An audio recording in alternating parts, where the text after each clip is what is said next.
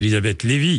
Et là, vous avez l'habitude de retrouver Elisabeth Lévy. Je suis ravi de vous retrouver, Elisabeth. Bonjour. Eh bien, ravissement partagé, cher Jean-Jacques. Ça me fait plaisir. Puis, oui. Ça me fait d'autant plus plaisir que vous employez un mot que j'emploie systématiquement, c'est l'irresponsabilité. Voilà notre société qui vit dans l'irresponsabilité. Elisabeth.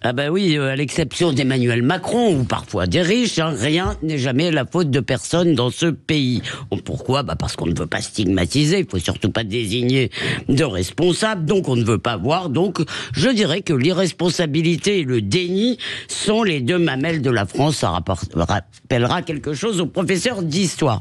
Alors, cette réflexion est partie évidemment du drame de Valoris. Une chercheuse CNRS, Isabelle Vera-Masson, a trouvé, si des chauffards et d'autres adeptes du rodéo urbain tuent des petites filles, non, ce n'est pas notamment à cause de leur sentiment d'impunité, sentiment d'ailleurs tout à fait explicable, c'est parce qu'ils s'ennuient. D'ailleurs, c'est aussi l'oisiveté, vous le rappelez, Jean-Jacques, qui, selon Emmanuel Macron, expliquait les pillages après la mort de Naël, et puis aussi sans doute parce qu'on a coupé les subventions aux associations. Alors, dans un tout autre registre, il y avait ce week-end un article dans Le Monde qui a fait d'ailleurs pas mal jaser, qui nous expliquait que si les mariages forcés étaient en hausse au Pakistan, c'était pourquoi là, je vous le donne en mille, c'est la faute au climat et bien sûr pas à cause d'un islam rigoriste. Et je rappelle tout de même la déclaration de Madame Castex. Si les gens votent RN, ce n'est pas parce que la gauche les a abandonnés, c'est parce qu'ils regardent CNews. Et ils doivent regarder CNews en Allemagne aussi d'ailleurs. Alors, dans le fond, ça nous ramène au cœur de la pensée de gauche qui est l'idéologie de l'excuse.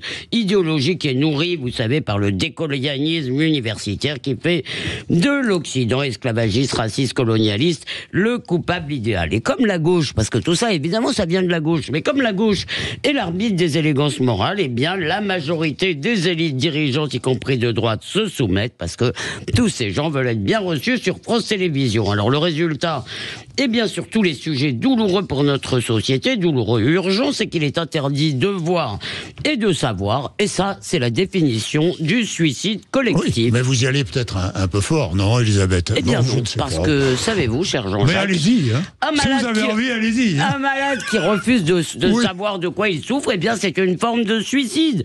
Se cacher les yeux, vous savez, comme les enfants, quand ils ne veulent pas voir quelque chose, ça ne fait pas disparaître les réalités déplaisantes. Alors, j'en cite quelques-unes qui sont toujours cachées. Par exemple, le fait qu'une partie significative de la délinquance est liée à une immigration qui n'est pas assimilée, pas intégrée, pas accueillie et pas expulsée. Tous les chiffres en attestent, Gérald Darmanin l'a dit plusieurs fois, mais le dire, c'est raciste.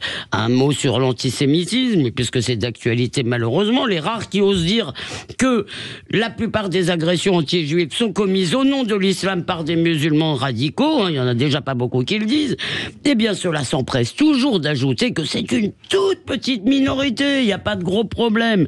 Alors je vous cite simplement un sondage de l'IFOP de décembre 1923 pour 45% des musulmans de notre pays. Le 7 octobre, c'était un acte de résistance, mais rappelez cela, c'est islamophobe. Enfin, c'est le jour de la rentrée des classes, je voudrais parler de l'école, tout de même, l'école.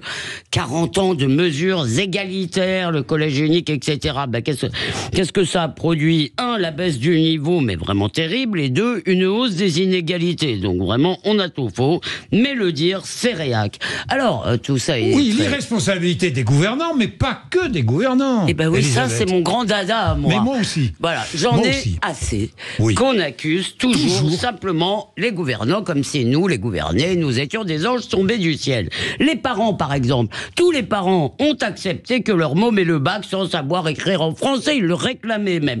Les boomers, si on peut dire nous, cher Jean-Jacques, ont accepté, voire réclamé l'endettement massif. Pardon, je me dépêche, 70% des Français ont hurlé à la mort parce qu'on leur demandait de travailler un peu plus. Bref, depuis des décennies, tout le monde, nos élites planquent les faillites, donc ne les résolvent pas. Et nous étions ravis de ne pas savoir et de nous plaindre. Alors aujourd'hui, le réel nous mord la nuque. L'aveuglement n'est plus une option. Eh bien, merci Elisabeth. On vous retrouvera tout à l'heure. Évidemment, tout à l'heure, qu'est-ce que je dis pas tout à l'heure, on vous retrouvera régulièrement sur l'antenne de Sud Radio. Et on se retrouve tout à l'heure.